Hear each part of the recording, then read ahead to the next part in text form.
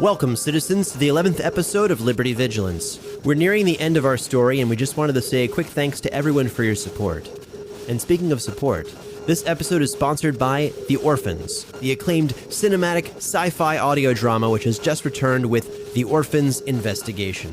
Journey into wild space, a neutral zone caught between the Alliance, a resistance of clones fighting for freedom, and the Collective, a totalitarian government that made the clones. There, a clone private investigator takes on a missing persons mission that puts him behind enemy lines. Find out more on either nerdyshow.com/orphans or by finding their show however you listen to podcasts. Well, it's time for us to get started, so thank you again for listening, and remember, Atreus endures.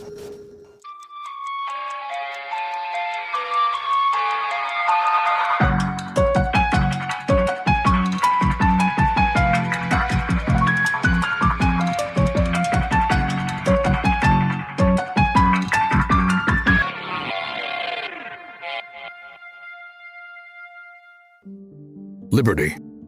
Vigilance. Episode 11. The Great Awakening.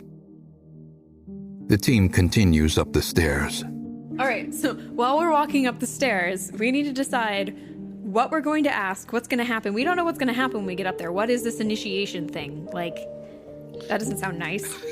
And what... We're just gonna walk up the stairs. Why is you guys' plan always just walk into the problem? Seriously, answer the question. I guess that depends on if the gentleman we killed on the way in here was the initiation, or if there are more tests to come. Yeah. Good question. Well, we've gotten told a lot of information about everything that's going on. I feel like they wouldn't tell us that if we didn't pass the initiation, right? We know about dragons and stuff now. That's pretty out there. So perhaps we just need to explain our names and what we might be useful to them for to this Creed person, and we'll be added to the list, possibly even find out its location. Wait, did that doctor we just talked to have the same mark? Diana Azad recalls seeing a small armband on Dr. Reichman bearing the symbol of Melicor. The same symbol has been seen, represented in a variety of forms, on the majority of the cultists within the complex. All right, let's just walk up and talk to another weird person. Sounds like a plan. It's what I've been doing since I got out here. So, just to be clear, Diana's going to be doing the talking on this one? Oh my god, wait, really? Yeah, if we's trying to sound like Smarty Pants, I'm gonna sit in the back. All right. Smart talk. I can smart talk. On the 12th floor, the team sees the Do Not Enter symbol. The team passes it in disregard and sees the same symbol again upon reaching the 15th floor. Is there any way we can even peek in without being in trouble? We could just open the door. Maybe. Pretend to be intoxicated. Would anybody have the capacity to get intoxicated in this place? I don't know. They didn't check us for booze on the way in, so probably. Or drugs. Drugs. Either. I'll try opening the door, take a quick peek. The door is locked by a traditional physical keyhole. Only Flik has ever seen anything similar. Yeah, not so much. We could certainly try to get in, but I do not have the capacity to assist in that. Not unless we're breaking the door down, and I assume we're not. We want to be in good with our new dragon buds. Worth a try. The team continues up another 15 floors, all of which appear to be residential. At the 30th floor, an old sign of embossed steel is visible next to the doorway. Its text, written in worn, faded Hadrian, has largely eroded to the point of illegibility. What sort of check would that be? That would require a successful perception check.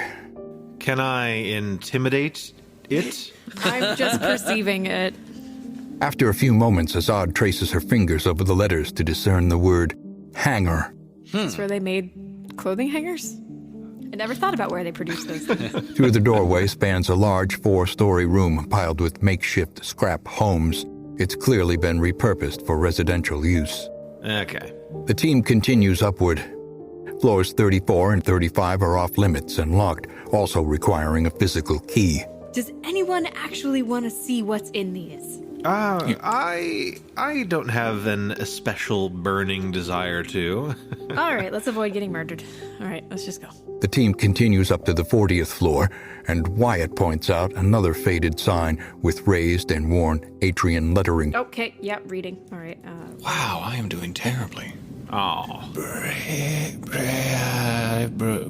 I don't even see anything there, you guys. What are you talking about? After a brief examination, Claerhaut and Wyatt discern the word bridge. Through the glass door, a single-story room is visible. The layout encompasses a large portion of the 40th floor, and a massive floor-to-ceiling window gives a breathtaking view of the shining colony in the distance. Is there anybody in there? Inside, numerous figures, either fringers or former citizens, work on various smart glass surfaces, entering data and taking notes. Can I see what they're doing? Are they on the smart? Are they utilizing the smart glass? One of the figures stands out, a stern-looking woman working diligently to transcribe data from a stained piece of cloth onto a holographic desk. She has distinct scarring around her bright, seemingly purple eyes and extremely short dark hair, cut close and militaristic. Perception? 19? Using her privacy hood to peer closer, Azad believes the commanding woman is transcribing names.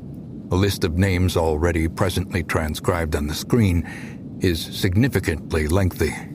Okay, guys, so what if the dossier is actually not a physical book or a data pad, but is embedded into the actual, walls of the building? I can download it, but I would need access to the smart glass. Well, how are we going to get access to that? I just gave you my section. I contributed. Now it's your guys' turn. Well, I mean, look, you know how I would try to get access to this, and it would involve us blowing our cover immediately. So maybe someone else should come up with this particular plan. All right. Before we enter in, whoever's closest to me, I'm just gonna grab their arm and whisper to them I'm not gonna be talking, because I still have my privacy hood on, and no one can tell. Because it's under a big hooded thing, and I just look like I'm tweaked out. So if you guys can just do the talking and have me sit there like some crazy person on drugs, I can just try and download it to my freaking privacy hood. All right, works for me. With her keen perceptive skills, Azad is also able to hear a voice coming through the door. We can never let that happen to the fuel cells in the basement. If you ever let the pressure levels get that high again, the whole tower could... Hello? The door opens and a dark-haired man disengages from a conversation on his privacy hood while he approaches the team. Hello, come in. He has a dark complexion, a slim build, a bachelor's mark, and first-tier lethality. What floor are we on? Yeah, sorry, we got a little lost. We're new here. This is the 40th floor. Are you here to speak with Creed? We are. Then please come in. You're expected. The man brings the team to Creed before returning to his oddly shaped and floor-bolted seat. Azad is surprised as her privacy hood suddenly connects to a localized intranet hotspot. The stern woman addresses the team, awaiting response. Greetings. My name is Creed. Please state your names. I totally forgot what my cover name was. Greetings, Creed. I'm, Scar. I'm Head Smasher. Interesting. She twitches and says Zid. Yes. It's very easy for her to twitch in these environments because everything smells bad and all these people look gross. Senior Officer Thracius Wyatt, Special Defense Force. Interesting. And Flik. Gree told us to come see you. Said you might have some assignments for us. Yes. As each person states their name, she stares them down, typing on an invisible keyboard. Azad suspects that Creed may be attempting to discern the identities of those she's scanning. I was going to try and find the dossier with my privacy hood information systems, but now I am completely focused on maintaining our fake identities. That will require a series of successful computer use checks. Computer use... I have a 12. Azad fails to save Flik's identity. Doesn't matter. However, he has none on record. Azad is able to successfully hide her own identity, Yay. in addition to those of Sylvanus Claerhaut and Horatius McBride. Cool. I am indeed Head Smasher. All right, Thracius just literally gave up her whole name, so I'm just gonna let it happen, because I would know that she should be on file if she's looking in any of the databases for any of the military people in Atreus. So I am going to start searching for the dossier. Azad needs to roll a computer use check to determine how long it will take to locate the files she's seeking. Your words are true. Excellent. I've added you to the list. What are your specialties? I'm sorry, we've been added to a list? What's that? A list. We need to know who you are and where your specialties lie. It allows us to remain organized and make the best possible use of every resource we house. It also ensures that we have enough resources to feed, water, and house everyone properly. Ah, perfect. You are brethren, though not blood relatives, and everyone is treated equally here, so what are your specialties? Meds and drugs. Needles? Okay. Guns. A firearms specialist. Well, I mean, look, my name's Head Smasher. I was not given that name because I'm pretty good at gardening. Although I am. There's no plants on this world. I'm really more of a smasher of heads. Brute force, yes. It's like a one-word resume. He doesn't actually say that part. What about you, Scar? I find things, whether it be information, people. Claerhaut is reasonably sure Creed has optical implants and may be using them to take pictures of the team. And Flik, what do you do? That's kind of my thing, too. I find stuff. I'm good at looking. Sharp eyes, this one. Perfect. We have an upcoming expedition you will complement nicely. Please report to Dr. Brasuto on the 30th floor. Creed pulls up a holographic map of the building. He will require your assistance. I know you walked a great distance to get here, only to be sent back down. But the documentation process is extremely important to our continued success. Dr. Brasuto will be your direct superior for the time being. He is in room... Oh, never mind. He is in one of the scrap homes on the 30th floor. He should not be far from the ones with the flag outside. Well, all right. Azad has downloaded what she believes to be the entire list Creed was working on. The file is particularly large, and Azad is under the impression that it could be the document investigator Quinn was seeking. Okay, so now that I know that the blueprints are also available, can I start on that? Do you want me to roll again? Azad must make both a computer use and deception check to download the blueprint while avoiding the detection of Creed. I'm supposed to look crazy and twitchy. Give me that blueprint. Azad acquires a map of the tower, seemingly without attracting attention. I apologize for moving you around so much, but it is important that I personally meet each new initiate we take on. We're eager to prove ourselves. That was Dr. Basuto, you said, correct? That is correct. May I ask what he's in charge of? What kind of work we'll be doing? Dr. Brasuto is Director Yale's assistant. He oversees the DRD scientific research that takes place at this location in Yale's absence. Creed is a citizen, and citizens have records. Let's see what's in your profile. That will require an investigation check. I know nothing of Creed, but I know scrap a lot about Basuto. Sylvanus, did you get another one? Seriously, that's my third. Maybe we should take the grenades away from him. Wow. That's my third this time. Yeah, maybe don't use the grenades today. Claerhaut determines Creed's real name as Maxine McCready with the Department of Special Services. She's currently listed as undercover, possibly missing. All right, what did I get on Basuto? Azad determines that Dr. Basuto is Director Yale's right hand. He's also probably the same Dr. Basuto that Dr. Reichman spoke of. Where we get the armbands? Ah, yes. After walking over to a desk, Creed gathers enough armbands bearing the symbol of Melikor for the entire team and hands them out. Here, wear them proudly. If you are noticed without one beyond our checkpoints, you might not be recognized by our brethren. Horatius slaps that armband right on there. Anything else? I'm not really a questions guy. That's why my name isn't Questions. Bree mentioned this was all heading to a close. Are we close to the awakening now? There is not much time to wait now. On the topic of change, you'll find that names change frequently in the Fringe to reflect the lives of its inhabitants. Similarly, I hope that you will embrace your new lives here, and that your names may one day change to reflect who you will become after the awakening comes to pass. Creed stares at Wyatt. Such things as head smashers and scars will not be needed.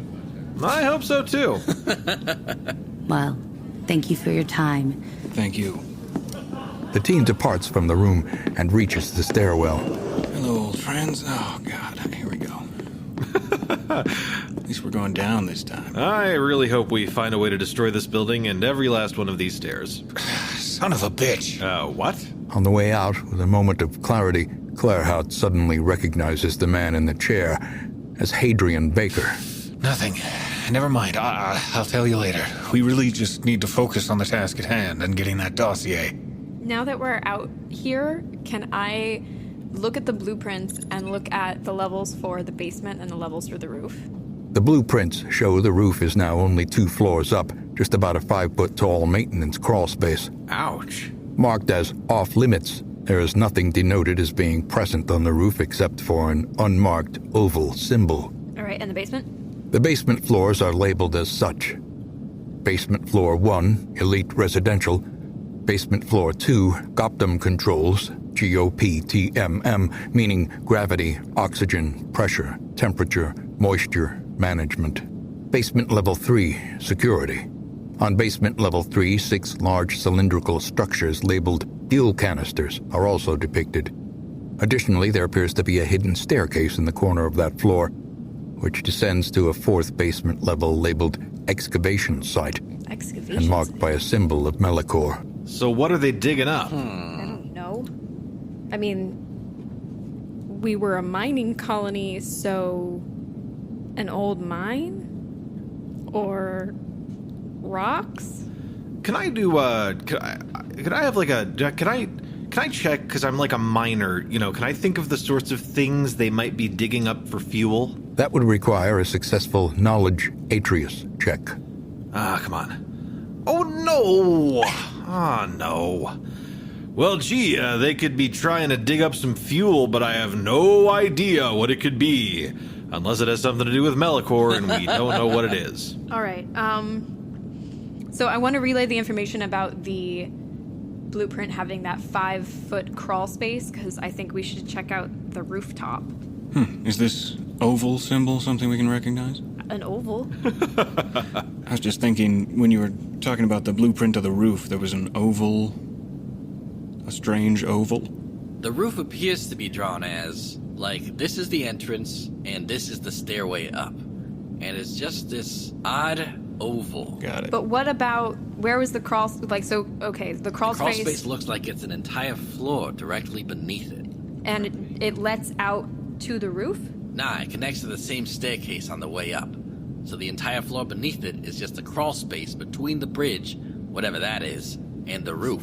It's gonna sound really stupid, but I don't know how to say it in Atrian. Anybody got a Dungeoneering's pack?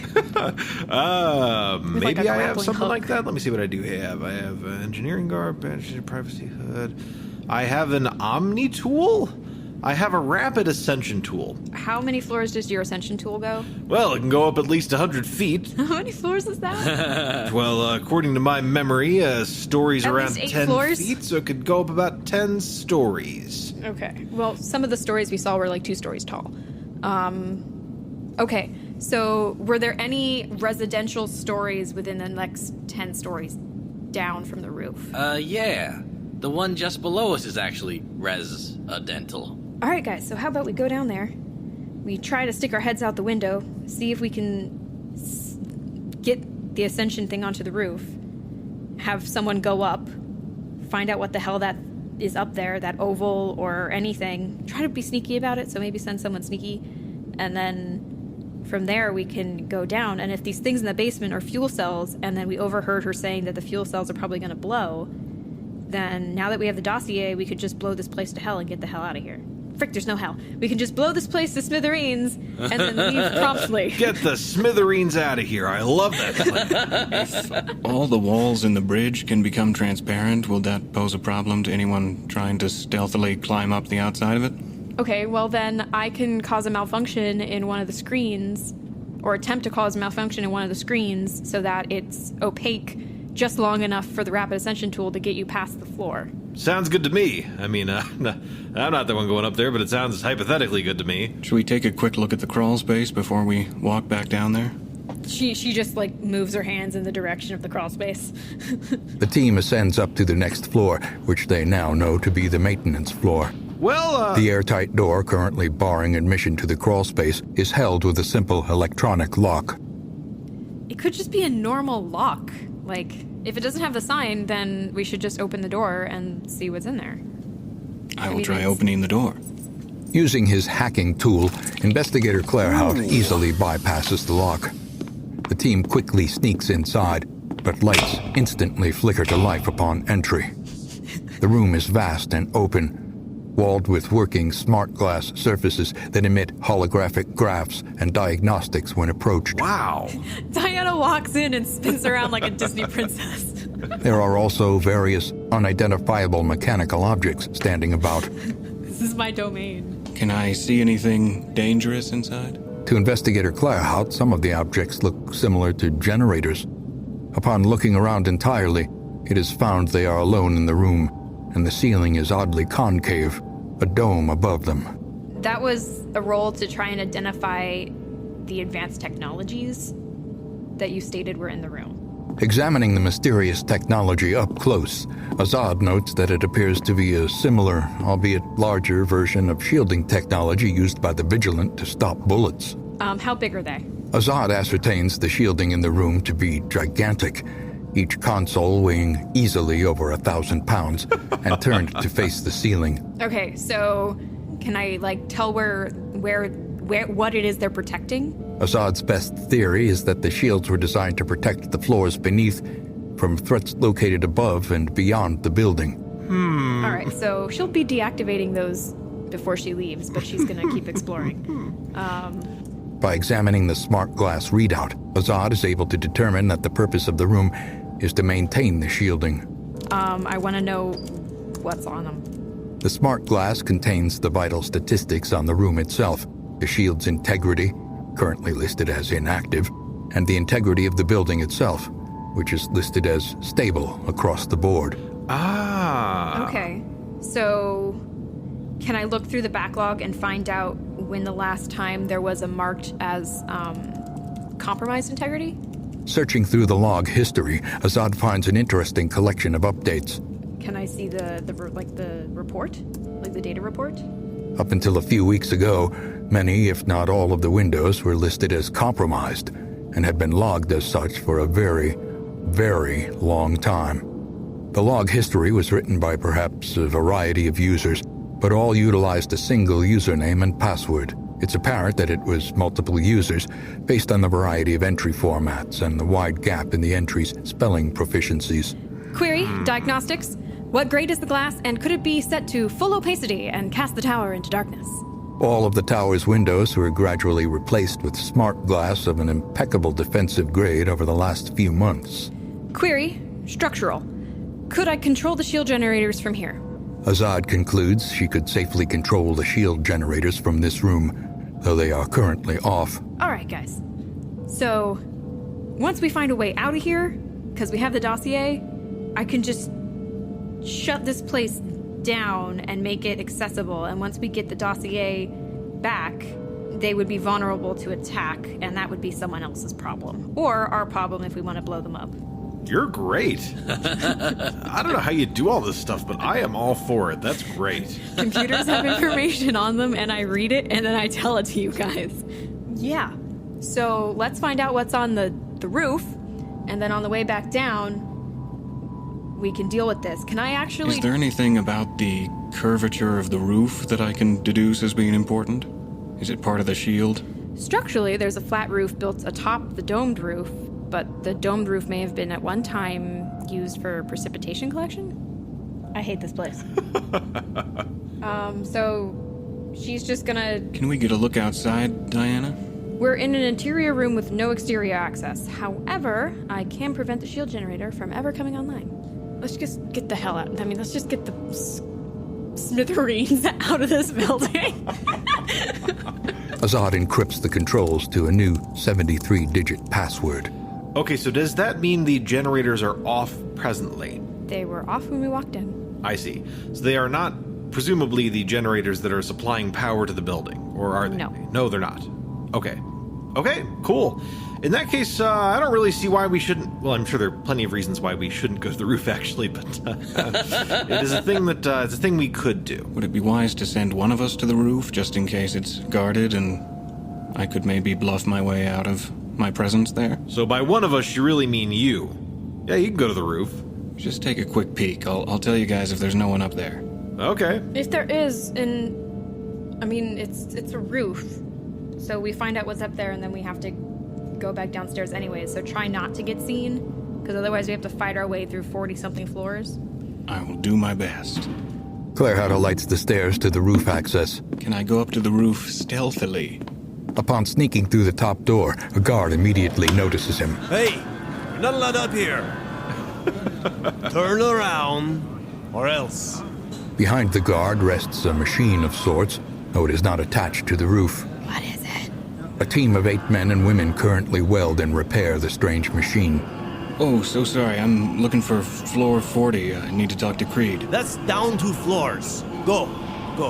Thank you. May all be perfect. Are you wearing a privacy hood? Yes. Can you just replay what you just saw for me and for everybody else? Here you are. Claerhaut wasn't able to get a clear look at the machine, but was able to record the exchange on his privacy hood. Why are they lighting it on fire? All right, so can we have, now that we have like this short video of a guard yelling at him, can we examine it? Computer use? Nat 20. Whoa, nice. Damn. I did a thing. Against all odds, Azad cross-references the images to out-of-date yet stored mechanism blueprints from the Department of Research and Development. The mechanism matches an old file labeled Dragonfly. Wow, real-life Travis drawings. Oh no, he didn't draw those guys. Wow, real-life somebody else drawings. All right. It's a legendary yet secretive piece of pre-colonization technology, rumored to have been brought onto the planet during colonization centuries ago. What else is in the file? A military-grade machine of war, the Dragonfly is capable of moving its sturdy extensions in a way that allows it to hover, ascend, and descend in a controlled manner. The old charts also state that these ancient machines were typically armed with explosives that can easily level towers. Azad views a series of conflicting blueprints showing a similar, yet differing machine.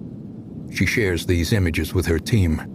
This doesn't really make a lot of sense. It seems like there's multiple versions of propulsion systems. In some of them, it seems like the extensions, I guess so those are the wings. In some of them, it looks like the extensions turn. In other ones, it looks like they flap. And in other ones, it looks like there's gas propulsion. Well, it's metal. Maybe you need to propulse it in a lot of different directions for it to work at all. It's pretty heavy. That's true. All right. Okay. So bad guys have a thing. Does the one that we're looking at, did it look like it had any weapons on it, like guns or something? Let's look at this again. She can plainly see from the video and charts that the version Claerhaut saw on the roof was heavily armed. Not only were guns mounted to the underside, but additionally self-propelling rockets capable of housing powerful explosives hung from below. All right, guys, we can't let them have this. Yeah, that seems like it'd be a really horrible idea. I kind of want one, though. Can I make one? This looks great. She just she's doing what I'm doing. You can't see me, but I'm thinking. Azad puts her hands on her head. So I'm gonna open the door, and I'm gonna just start spouting technobabble at this guy, saying I was sent up here to check out like aerodynamics or something. And I'm not really going to be lying because I really want to mess with it. I really want to see what it is. Well, if you want to try that, be my guest. I guess.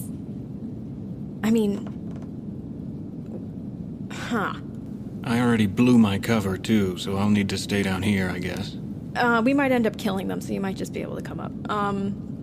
Okay, so... I tell you what, I'll stand by the door with my cane, and if you say a certain word, I'll just run in and start beating the shit out of them. What word's it gonna be? If we make destroying this our priority and blow our cover in the process, what's to say this spirit of Goulion won't have a plan B? Hey guys, I don't plan on destroying it. I plan on using it to get out of here. Does do we even know if it's functional? I mean, I know how a train works. I'm sorry, that's not what I mean. Do we... And I understand aerodynamics and stuff like that. Do we know that the dragonfly is finished and able to fly? Honestly, we don't need it to get too far, because I'm also planning on blowing up the building. Okay. Hear me out, okay? I mean, I get ya. What I'm saying is, what if it can't go anywhere because it can't fly, period? They may not even be done with the thing. Yeah, I haven't thought that through. I really, really want to see this thing. And even if it does, who has the piloting skills to fly it? Well, I've operated some heavy mining equipment before, so I can There we go, mining equipment, and, I mean, come on, guys. If freaking stupid fringers can activate this thing... Hey! I'm pretty sure we can figure it out. Yeah, that stupid... I'm pretty sure we can figure it out. This is the most reckless I've ever seen you before, and I like it, and it's great, but I don't know. Have some reservations about this. I want to play with it. The other thing was, if I can utilize this to... If I can utilize these gun shields to actually supercharge the building, then I might be able to overload the fuel cells that we saw in the basement levels to actually get them to explode. But I would only do that after we find out whether or not we can actually get the... What was it called? The dragon off of the roof. I'm not sure if it'll fly, but I'm a scientist, and I need to try. I don't know if we should kill anyone just yet. If you can take a look at it, that would be great. All right, But we might need a better plan to get you back. Who... Well, I can just say I'm here to check on something. I don't know. Gears? The flange? If anybody knows that joke. I need to see if your flanger works on this. It needs to be tuned. Well, while they're still welding it, it doesn't seem to be going anywhere today, and the only thing stopping us from coming back up here is a couple dozen flights of stairs. We could always keep looking around first. Here's, I mean, if you want to, we could, I want to play with it. All right. So yeah, okay, let's go downstairs, away from the amazing technology on the roof. Don't worry, my friend, we'll get there. If there's any way to play with it in the future, we will be back. Fine. Well, I think that the predominant plan... I think we were thinking about exploring the rest of the tower before we do it, but the predominant plan seems to be kicking the ass of the people on the roof, getting to the dragonfly, flying it out, and then blowing this place up. I want to blow it up. I'd like to talk to Dr. Basuto on the way down and see if that can get us access to any more places. All right, let's get going. The team heads down the stairs to meet with Dr. Basuto. Liberty Vigilance is created and produced by Travis Vengroff with editing and writing assistance from K.A. Statz. Starring Peter Lewis, Sean Francis, Kaitlin Statz, Daniel Thoreson, and Ashley Burch, with narration by Wayne June. Guest voices include Max Lando and Sainty Nelsen. The music was created by Ryan McQuinn and Stephen Melin. Vigilance was mixed and mastered by Brandon Strader with cover art by Dan Stanek. The original game master was Travis Vengroff with assistance by K.A. Statz, and this episode is brought to you by The Orphans Podcast. If you have enjoyed listening to this episode, please consider supporting us on Patreon or by liking and reviewing our show on iTunes. We'd especially like to thank citizens Dan Gill, Zach Israel, Fallon Gannon, Adam Farber, Scott Morrison, Sari Yuko, Maria Berglund, Matthew Schluga, and Jonathan Wade. This broadcast is a creation of Fool and Scholar Productions. Thank you for listening, and may the Archon watch over you. Score. On the count of 3, we all clap. 1, 2, 3. Awesome. Synchronized. Okay. My dog is really confused. The clap got my dog's attention also. He just ran up to me like, what? What do you want?